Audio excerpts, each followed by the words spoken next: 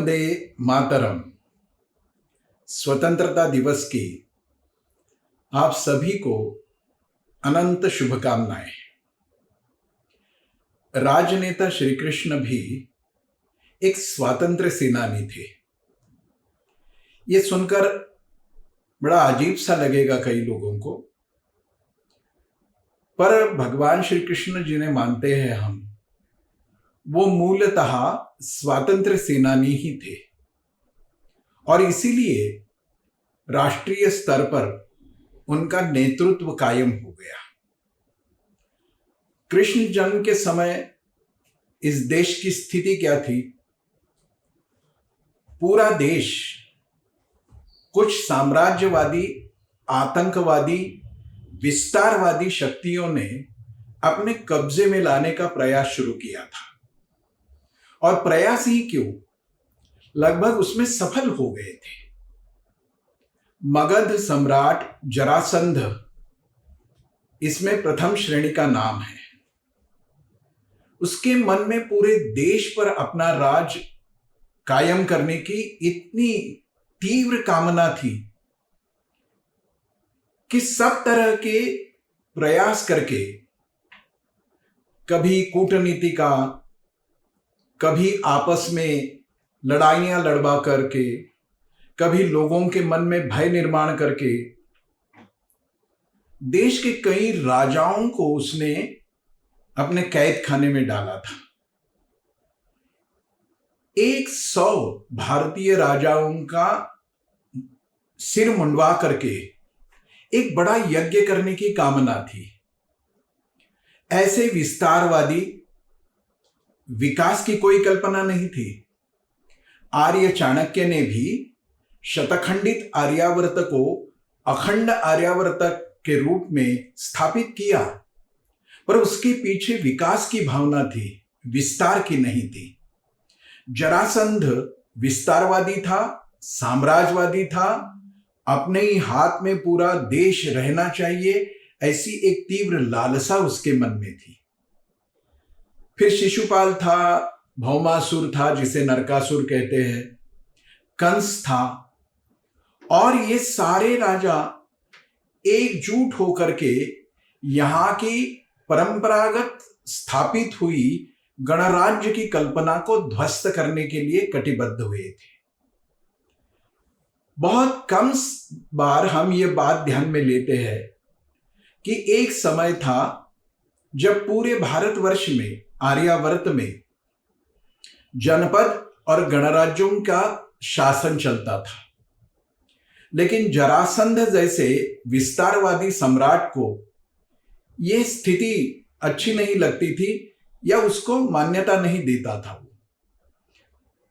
तो उन्होंने कोशिश की, इन सब राजाओं ने जो विस्तारवादी थे, साम्राज्यवादी थे, कि पूरे देश को अपने कब्जे में लाना।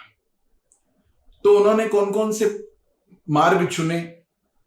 एक तो जनपदों में आपस में कलह शुरू कर देना, छोटी मोटी बातों पर विवाद छेड़ देना, कभी कभी जो सत्ता लोलुप व्यक्तित्व है उनके साथ रोटी बेटी का व्यवहार स्थापित करना। और इसीलिए जरासंध ने अपनी 2 पुत्रियां कंस को दी थी और कंस को जामात बनाया था। वैसे तो मथुरा में उग्रसेन का राज्य था। उग्रसेन गणराज्य और जनपदों की पूरी व्यवस्था सुचारू रूप से चले इसलिए प्रयत्नरत थे, पर कंस के मन में यह लालसा थी कि कोई आवश्यकता नहीं है गणराज्यों की, जनपदों की, हमें पूरा राज्य एक तंत्र का करना है, हमारे हाथ में लेना है। और यही उसकी मानसिकता ध्यान में लेकर के जरासंध ने उसके साथ रिश्ता तय किया और अपनी 2 पुत्रियां दी। फिर कंस ने अपने पिता को कारागृह में डाल दिया। तो कृष्ण जन्म के समय पूरे देश में यह स्थिति थी कि परंपरागत चलती आई यहां की लोकतांत्रिक प्रणाली को ध्वस्त करके साम्राज्यवादी सत्ता स्थापित करना। आपको आश्चर्य होगा कि मथुरा और आसपास जो छोटे छोटे जनपद थे, गणराज्य थे, वो इतने मिलजुल कर रहते थे, कभी कभार उनमें भी विवाद उठता था, पर वो सुलझाने के लिए एक पार्लियामेंट था। सुधर्मा एक संसद भवन ही था तब का। कोई विवाद अगर उठता है तो लोग आकर के सुधर्मा संसद में, लोकतंत्र का जो मंदिर था, वहां आकर के अपने गिले शिकवे दूर करते थे। लेकिन ये जरासंध जैसी प्रवृत्तियों के राजाओं को मान्य नहीं था। कृष्ण ने डरे हुए, आतंकित हुए, सहमे हुए, आपस में ही बेवजह लड़ने वाले सब लोगों को ठीक तरह से समझा बुझा करके एक सुचारू रूप में चलने वाला लोकतंत्र स्थापित करने का प्रयास किया और यशस्विता भी पाई। तो श्री कृष्ण स्वतंत्रता के सेनानी थे। ये तो राजनीतिक स्तर पे हो गया, कई राजाओं को परास्त किया और एक सूत्र में बंधा हुआ भारतवर्ष अपने पैरों पर उन्होंने खड़ा किया। दूसरी तरफ से भी इस सारे चिंतन की ओर हम देख सकते हैं कि श्री कृष्ण आध्यात्मिक धरातल पर भी स्वतंत्रता सेनानी थे। सब उपनिषदों का, वेदों का सार जिस गीता जी में उन्होंने सिखाया, वो गीता था क्या? ग्रंथ। सर्वोपनिषदों गावो दुग्धा गोपाल नंदना। मानो उपनिषदों की गवों को दोहन करके जो दूध निकाला वो गीता है। और गीता हमें स्वतंत्रता देती है, आजादी देती है। कौन से गुलामी में हम जकड़े हैं? गुलामी की पहली जंजीर है भय, डर। हमें डर है, हमारे मन में मृत्यु का डर है, नष्ट होने का डर है। और ये डर ज्ञान के माध्यम से भगवान श्री कृष्ण ने दूर किया, निकाल दिया।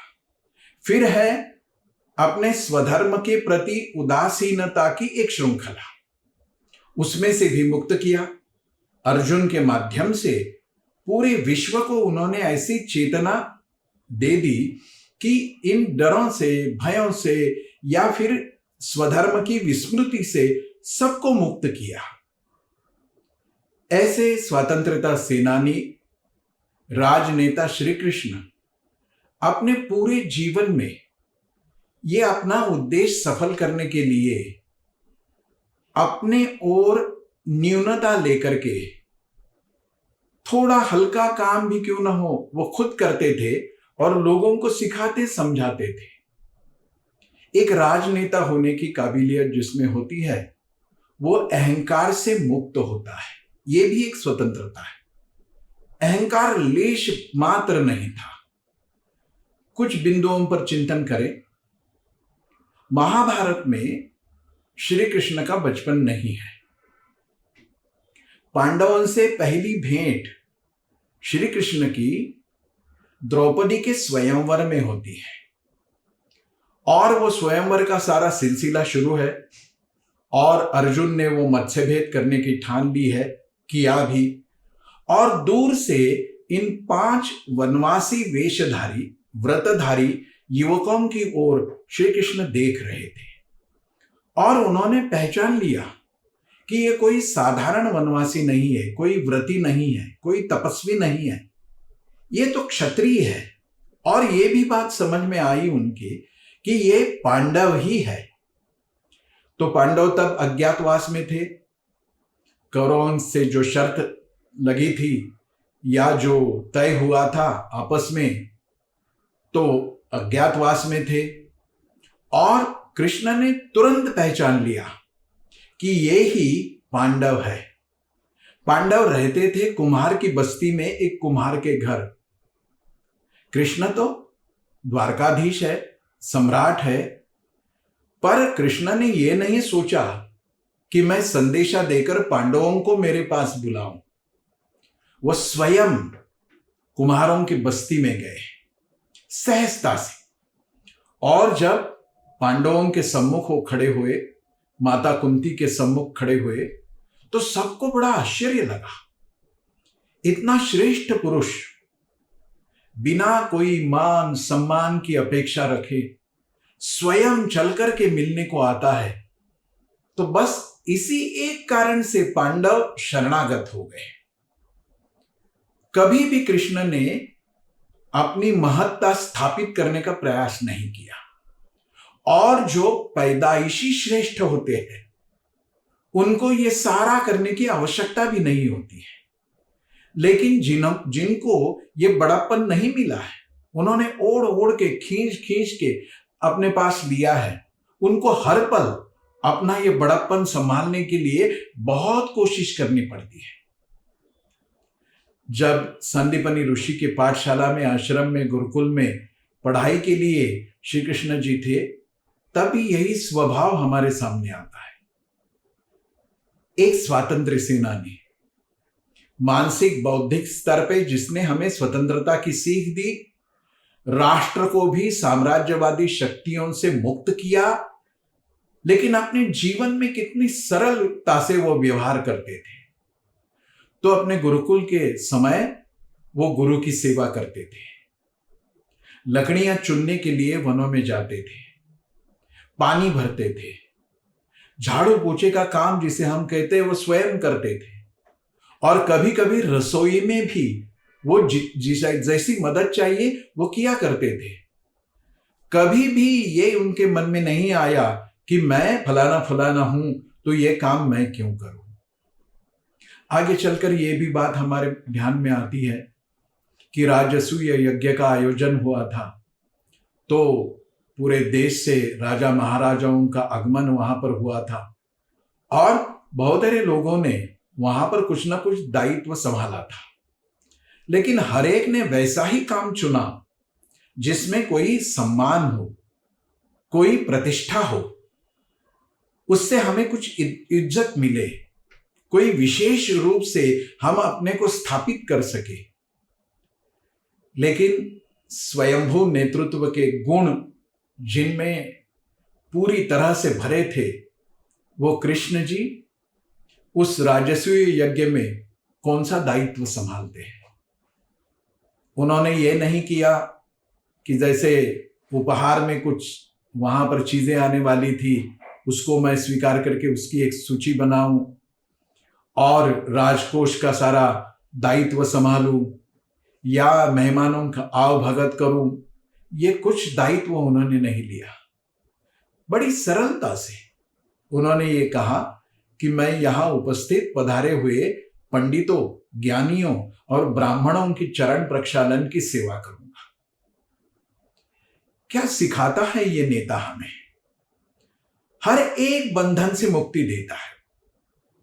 स्मृति भ्रंश हो जाता है कभी कभी हमें कि हम कौन हैं, पता नहीं चलता हमें, इसीलिए डरे सहमे, बड़े ही आतंकित हुए हमारा सारा व्यवहार शुरू रहता है।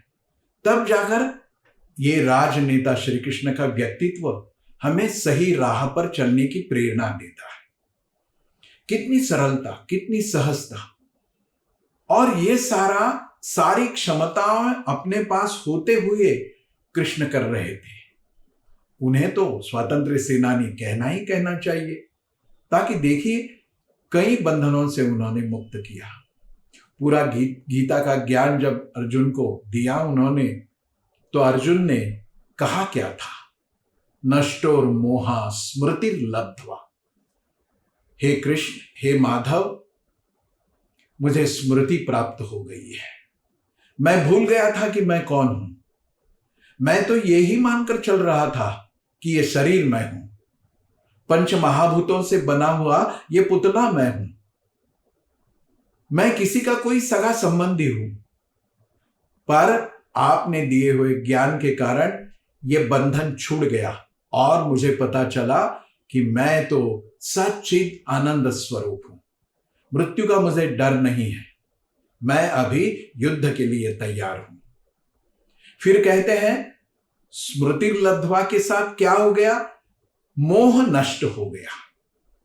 ये मोह ही था उसका, अर्जुन का, ये मोह भी नष्ट हो गया। तो ऐसे न दिखाई देने वाले कई सारे बंधन हमारे जीवन में होते हैं, उन सभी बंधनों से जिन्होंने हमें मुक्ति दी, मुक्ति पाने का पथ दिखाया, मुक्ति पाने का ज्ञान दिया। ऐसे स्वतंत्रता सेनानी को आज अपने भारतवर्ष की स्वतंत्रता दिवस पर याद करना आवश्यक ही नहीं, उचित भी है। तो भगवान श्री कृष्ण एक राजनेता के रूप में किस तरह से स्वतंत्रता सेनानी भी थे, कैसे मोह से, विस्मृति से, अहंकार से और मान सम्मान की झूठी लालसा से मुक्त होने का, स्वतंत्र होने का पाठ उन्होंने पढ़ाया। आज उनकी चरणों में शत शत वंदना करते हुए हम प्रार्थना करते हैं कि हमारा ये स्वातंत्र्य, भारत का स्वतंत्रता दिवस विश्व गुरु पद की ओर चलने के लिए हमें निरंतर प्रेरणा देते रहे। इन्हीं भावना के साथ मैं अपने वाणी को विराम देता हूं। वंदे मातरम। भारत माता की जय।